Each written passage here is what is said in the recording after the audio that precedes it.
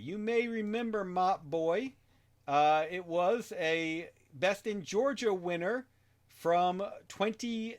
I mean, it also won its Game Jam site. A lot of these games are award winners. Cutthroat Cavern is up for an Origins Award, which I think is going to be a great opportunity.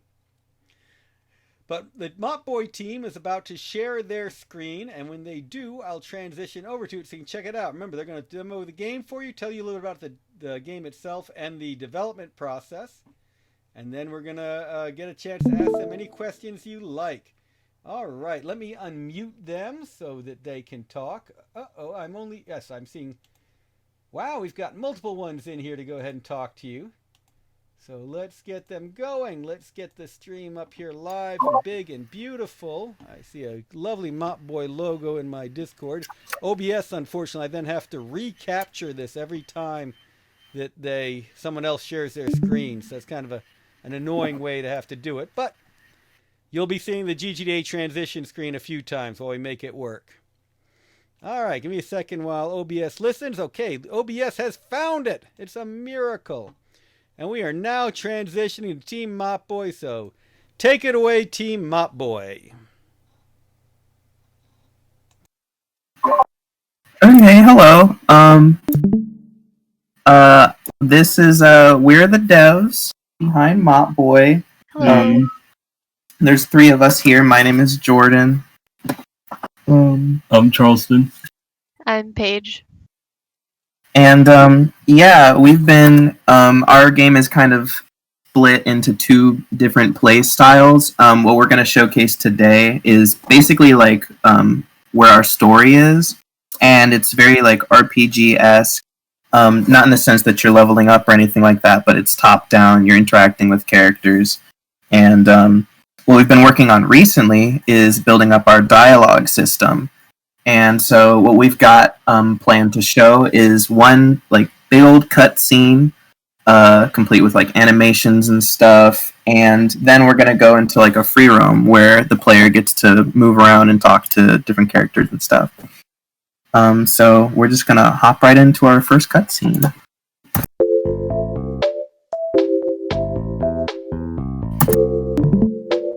And what you can see immediately is we've got some text boxes. We didn't want to go with the bottom. Like typically there will be some text boxes on the bottom of the screen with like character portraits, but we really wanted to showcase our animations. Like Gunk over here, who just got up from his back and he rolled over onto his stomach to talk to Red.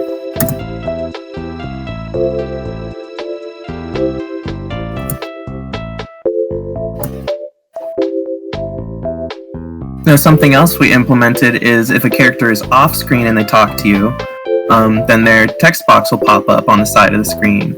And here's Mom, and she's excited to get her kids to help her make some sourdough in the quarantine.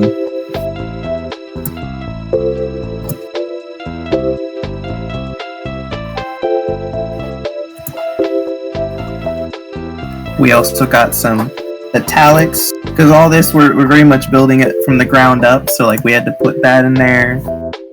And we got paths so characters can walk in and off the screen whenever they want. And we get to see some of the kitchen.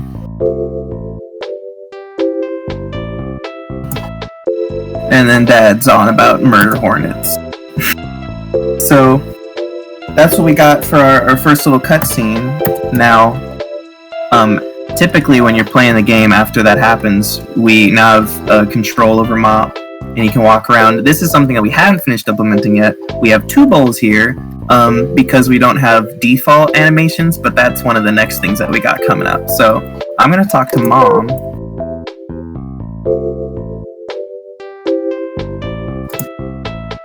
And Gunk's doing his sourdough dance now. So that's like we can change the animations of characters from within somebody else's dialogue. So I was talking to Mom, and now Gunk is dancing. If I talk to Mom again, she can say something different. And she's now stirring the mess out of this bowl.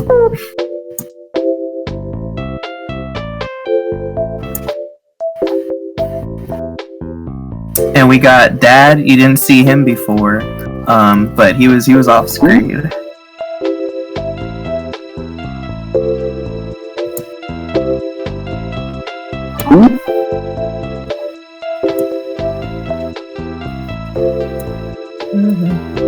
he's growing just like everybody else.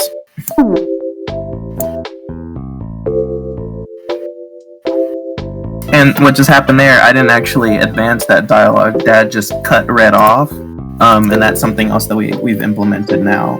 So yeah, we had a big old kind of cutscene heavy month, and we tried to implement a bunch of different animations and stuff, just to really give off a lot of the character's personality and beef up this kind of upstairs section. So yeah, do you guys have any questions? All right, in chat, you feel free to start writing down your questions. Obviously, it'll take you a few more seconds, since only now are you hearing his request for the questions. But I have a few questions. How much gameplay do you see the average player getting out of this in the end? Well, so this part of the game is only about, like, it's going to take up half of your time. The other half is the platforming that we're not able to showcase today. But this part, we're going to have several worlds full of just like stories and hanging out with the family and advancing kind of through our plot.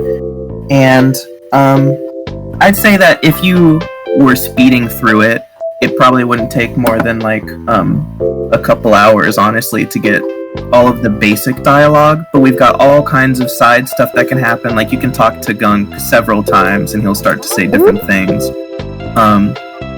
And we're gonna have side missions and stuff, so we're still not exactly sure how long the full game could last, but we're gonna definitely give the player lots of things to do upstairs. Very cool. Modus Arcanum in YouTube asks, what tools do you use for sprite animations? Well, so the main tool that we use is called Piskel, and it's pretty cool. It's a free software that you can download from the internet, and it's pretty handy for whipping up these animations. Like the animation of Gunk dancing, that was Piskel, and most of these are also Piskel. Some of them we did in Photoshop before transitioning, but yeah, Piskel is pretty nice. By the way, everybody loves Gunk. Dean Borges said he would die for Gunk. Mike Goff says he's pretty funny. Pickup Interactive asked, in Twitch asked, what is your favorite animation? I love Gunk. Well, so far, I will say Gunk has been a lot of fun to animate.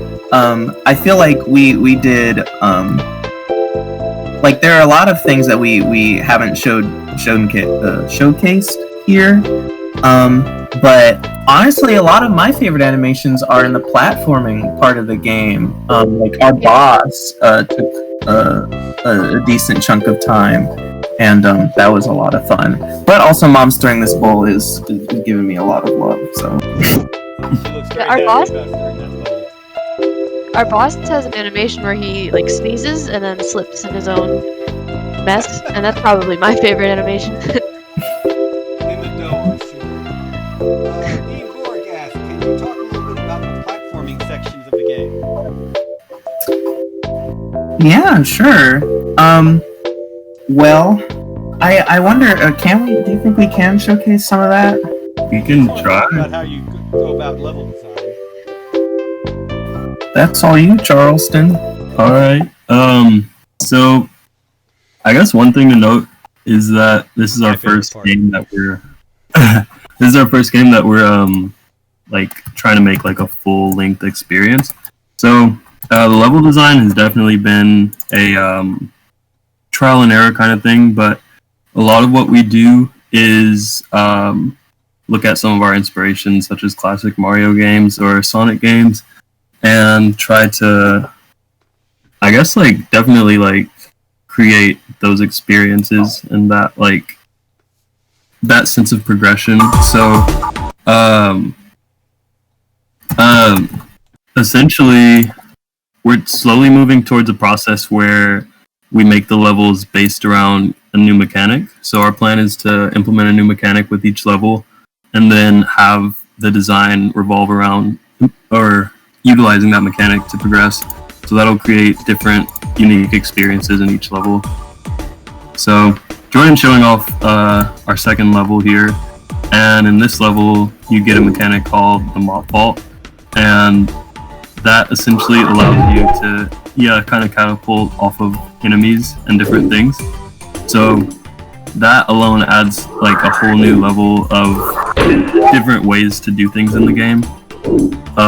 So after we came up with that idea, we kind of just like did all our level planning around that, and that's how we're gonna do future levels as well. So that's the process. Very cool. Keep rolling. Sheersha Music, thank you very much for the Twitch host. Last question, Zane Everett. What are you using to drive animations and dialogue? The event? In the dialogue, what we're doing is we actually have text documents where we can set, we can basically tell the game if a character is going to be angry when they say something or if they're going to be happy. And yeah, what we'll have is some triggers, which if you know about the Unity's animation system, you can basically set animation behaviors at any point. And so that's what we do, is we just have, at any point, if an object receives one of these triggers, it'll just become angry, it'll become, it'll start stirring something like crazy. Like, that's literally one of our variables, is stir crazy. But yeah. Stir crazy, and they implemented that before we all went into isolation. Mm-hmm. Alright, thank you very much, Mop Boy.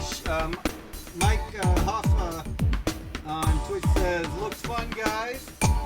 And Beanboard says, I remember seeing a blog post by a writer which was basically saying, you just look better than writing dialogue as text files. Please use a dialogue tool like Twine. And it resonated with them because they've done the same thing too. All right. No. We are now going to transition over to Light Break.